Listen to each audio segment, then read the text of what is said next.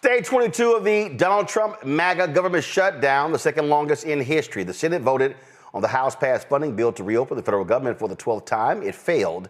Now Republican leaders have begun to raise the issue of changing the filibuster rules or developing a plan B, with Democrats holding firm on health care subsidies. Now, you have people like, literally, Democrat Senator John Fetterman, who says he supports the ending of the filibuster when it comes to budget issues. Texas Congressman Al Green joins us right now. Glad to have you on the show. So, you know what, I guess, if you're going to go Republican light, just go full Republican. I mean, it has to be disappointing to have to deal with Senator John Fetterman, Democrat elected out of Pennsylvania, who is willing to stand with Republicans when it comes to ending the filibuster regarding the government shutdown. Well, thank you for the opportunity to be on, and it's always a privilege and a pleasure. I heard Senator Fetterman, but I must tell you, some of us Democrats wanted to have that filibuster rule eliminated so that we could pass John Lewis Voting Rights Act. And if we had, we wouldn't be having many of the problems that we're having today, because that John Lewis Voting Rights Act would have prevented much of what Trump is trying to do to steal congressional seats. So I still stand where I stood. I wanted to do it then, and I want to do it now. I think that they could have done this on day one, but the president had a scheme. Dr. King had a dream. The president has a scheme, and his scheme was and is to allow persons to be released because they are persons said to be non-essential workers. And then in doing this, by having other people declare them not essential, he can release them and say, we didn't need them anyway. They weren't essential. They also are prolonging this because they understand that we have the 218th vote necessary to make sure that we get some justice for all of these ladies who suffered as a result of Epstein.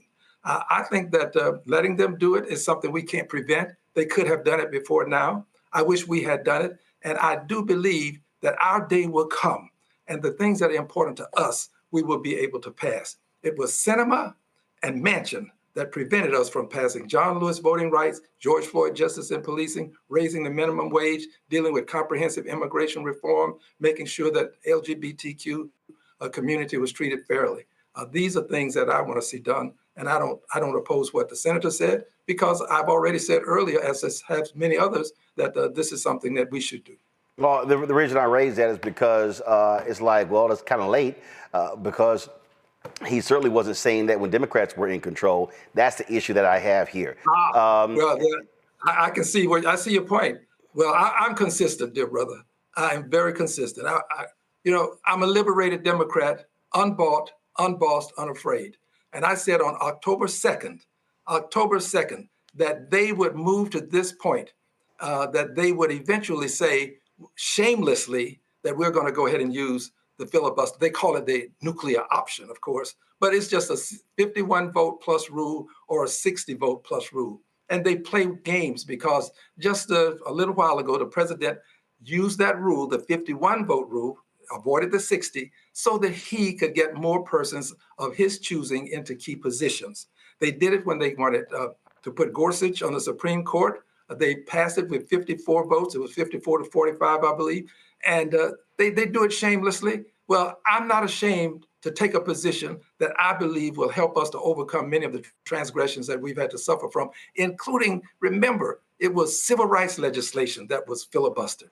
I mean, things that have been important to us, lynching legislation, all of these things have been important to us. And I appreciate what you said and affording me the opportunity to give my candid opinion. And it means something to me to know that you would call him out. I have said repeatedly that Democrats have finally found a consistent winning argument that is resonating with the American people, and that is this battle over health care. And I said that, listen, it's a lot of stuff to be talking about, but every single day, every Democrat in the House, every Democrat in the Senate, including John Fetterman, should be locked and loaded on this issue of health care, because it's winning for Democrats in the polls. And here's the deal. All of these broke conservative white folks in these red states, they can love them some Donald Trump, but they are scared to death. And we know based upon data. They were saying, of course, oh, don't get rid of Obamacare. Don't touch the Affordable Care Act, not realizing they were too stupid to realize it's the exact same thing.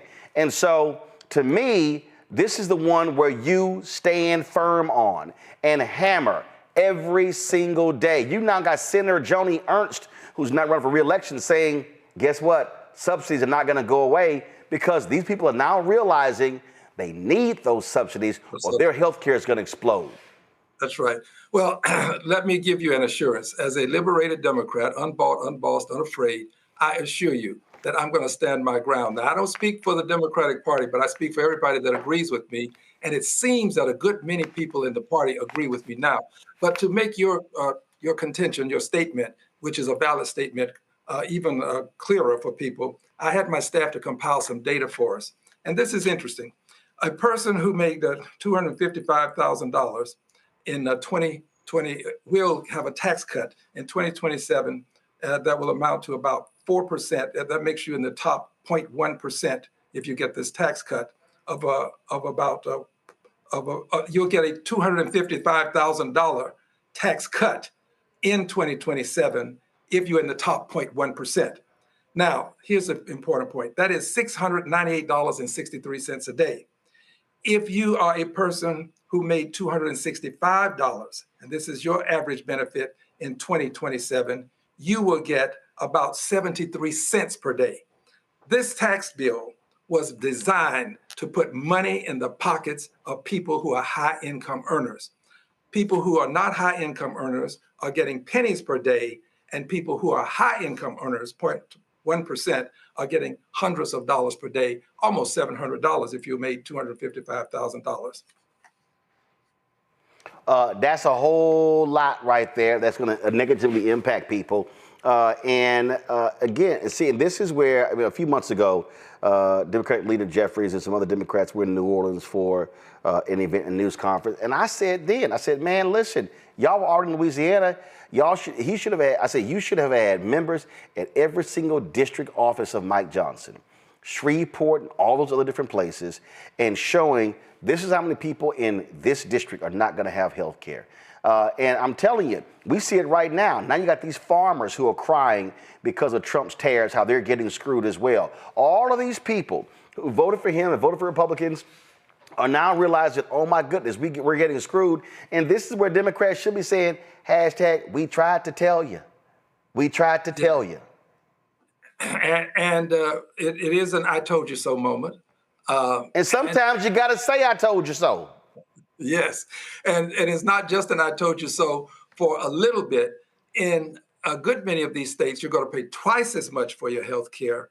And in some others, you will approach thrice as much. So the amount that you will pay is going to vary, but it won't be by a small amount. People are going to pay a large amount of money, additional money for health care, because the Obamacare subsidies were there to help people with their health care costs.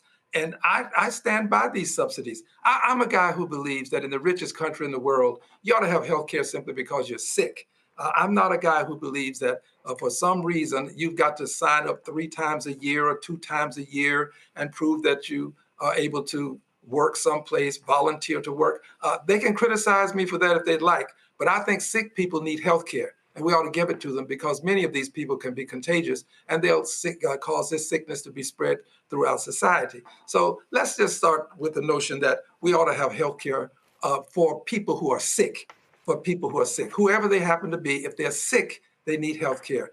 And those people who say that immigrants are going to get health care who are undocumented, if you go to an emergency room and you are sick, do we turn people away if you've been hit with a car and you're in an emergency room? If we wound you in mortal combat and we don't kill you, we will give you aid and comfort. If we capture you after you tried to rob a bank and we don't kill you, when we hurt you, we'll give you aid and comfort. How can we decide that we are now going to turn away people who are hurt in an auto accident, they get to the emergency room, and we're not going to give them aid and comfort?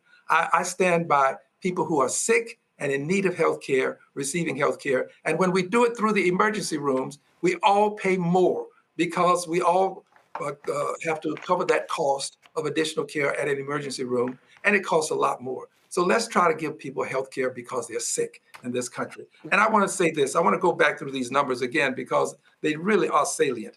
And this is the point. If you are a person who is in the top 0.1%, and you will get an average tax cut of $255,000. Now, that is $698.63 per day.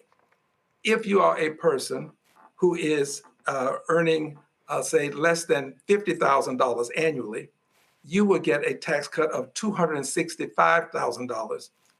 $265. Got to get these numbers right. $265. That's 73 cents per day. So the point is, the wealthy people will get a lot of money, and those who are not so wealthy are going to get pennies per day. The wealthy will get hundreds of dollars per day. Well, keep in mind, they don't want undocumented workers getting health care, but if you're in Argentina, you can get $40 billion to save your economy. Well, but they also want undocumented workers to pick the fruit. They want undocumented workers to work in slaughterhouses. If we kick all of the undocumented workers out of this country, the cost of labor is going to go up. You're going to get more inflation as a result. You're going to have a difficult time finding people to do this work. That's the first thing. But assuming you do, we're going to have to pay a lot more for it. So the impact in society is not something that ends at the border. It begins when those persons are removed from this country. And by the way, this president is doing this because, in his opinion, the United States of America is not white enough.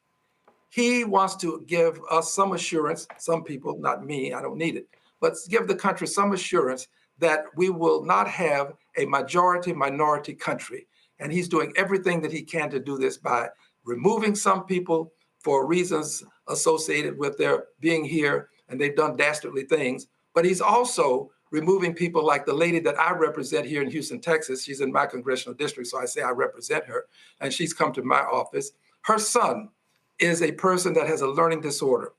She is undocumented. He is undocumented. He was separated from her. The police picked him up, turned him over to ICE.